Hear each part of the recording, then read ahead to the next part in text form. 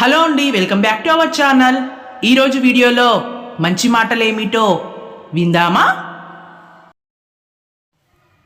తెలివితేటలను ఎప్పుడు నీ బ్రతుకును బాగు చేసుకోవడానికి వాడాలి, కానీ ఎదుటివారి బ్రతుకును నాశనం చేయడానికి కాదు. రంగు, రూపాయి ఎప్పుడూ శాశ్వతంగా ఉండవు, కానీ చక్కని బంధం, స్వచ్ఛమైన స్నేహం ఎప్పుడూ శాశ్వతంగా ఉంటాయి. ఎదుటివారిలో తప్పులు వెతకడమే పనిగా పెట్టుకుంటే బంధువులు, ఫ్రెండ్స్ ఎవరూ మిగలరు. ఎవరిని తప్పు పట్టవద్దు, నిందించవద్దు. ఎవ్వరి పరిస్థితులు వారివి. డబ్బు లేకుంటే నీ ఇంట్లోనే విలువ ఉండదు.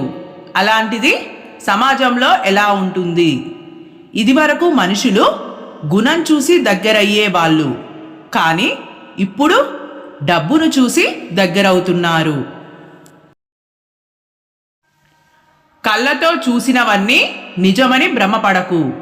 ఒక్కోసారి దూరం నుంచి చూస్తే ఉప్పు కూడా చక్కెరలాగే కనబడుతుంది. నీవు గొప్పవాడివి కాకపోయినా నీవు చేసే పని గొప్పదైతే ఆ పనే నిన్ను ఈ సొసైటీలో గొప్పవాడిగా నిలబెడుతుంది.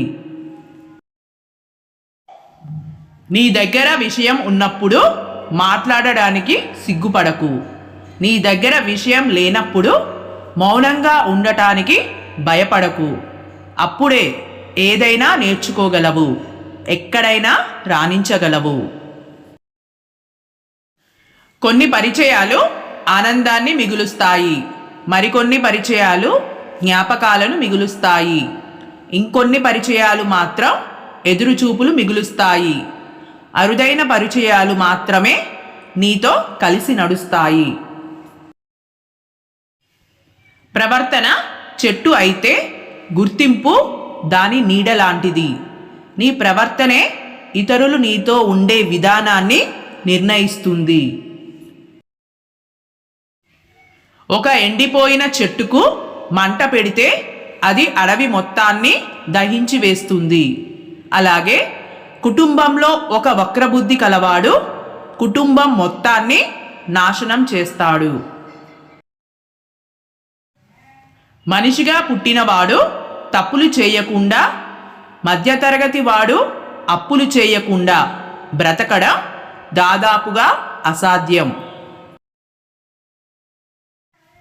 భరించి బ్రతకడం ఆపి తెగించి బ్రతకడం నేర్చుకుంటేనే ఈ సొసైటీలో బ్రతకగలము.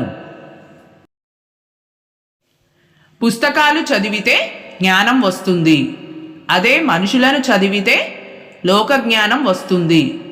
ఈ కాలంలో జ్ఞానం లేకపోయినా బ్రతకవచ్చు, కానీ లోక జ్ఞానం లేకపోతే బ్రతకడం చాలా కష్టం. నీ ప్రమేయం లేకుండా నిన్ను ఎవ్వరూ నాశనం చేయలేరు. అది తెలుసుకుంటే నీకు ఎవరినీ నిందించే అవసరం ఎప్పుడూ రాదు. నీవు ఏదైనా మంచి పని చేసేటప్పుడు ఎవ్వరూ ఎన్ని చెప్పినా వినకు. నీకు నచ్చింది చెయ్యి. అప్పుడే నీవు సంతోషంగా, ప్రశాంతంగా ఉంటావు. భయపడుతూ కూర్చుంటే బ్రతకలేవు. తప్పో ఒప్పో ఒక అడుగు వేసి చూడు. గెలుపు అయితే నిన్ను ముందుకు నడిపిస్తుంది. ఓటమి పాలైతే తరువాత ఏం చేయాలో నేర్పిస్తుంది. నీవు చికాకులో ఉన్నప్పుడు ఎక్కువగా మౌనమే వహించు. ఆ టైంలో నీ నోటి నుండి వచ్చేవి మాటలు కాదు, మారణాయుధాలు. నటించే వాళ్ళకి, మోసం చేసే వాళ్ళకి, స్వార్థపరులకి ఏ ఫీలింగ్స్, ఎమోషన్స్ ఉండవు.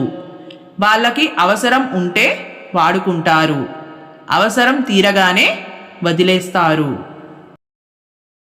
ఓకే అండి, ఈ వీడియో మీకు నచ్చినట్లయితే please like, share and subscribe my channel.